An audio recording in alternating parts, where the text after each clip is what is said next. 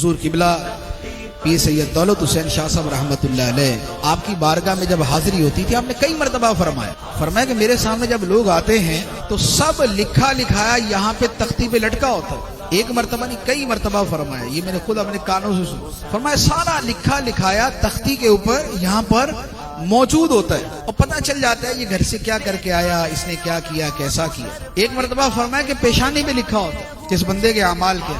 और इसके अलावा कई मरतबा फरमाया, बल्कि आपकी आदत मुबारक ये थी कि हम जब भी जाते थे तो शाह साहब एक मरतबा, यानी कि एक मरतबा क्या फरमाते थे, यूं करके एक मरतबा ऊपर को देखते। तो मैंने एक मरतबा पूछा, मैंने कहा शाह साहब ऊपर क्या देखते, हम तो नीचे बैठे हैं। तो फरमाया कि तुम्हारा क्या ख्याल है, क्या देखता हूँ। मैंने कहा ऊपर तो लोहे महफूज ही है। आपने हल्का सा बस इशारा किया कि हाँ वही देखता हूँ। तो एक मरतबा मैंने पूछ लिया, मैंने शाह साहब ये लोहे महफूज है कैसा, उसकी शक्ल सूरत क्या है। तो फरमाया कि उसकी 3 उसकी जिहतें हैं, एक अर्श की तरफ है और एक दाएं को है, एक बाएं को है, और मोती से बना हुआ है जिसपे ये सारा कुछ जो ना वो लौह कलम ने लिखा हुआ है, लोहे महफूज पे हर शय लिखी है।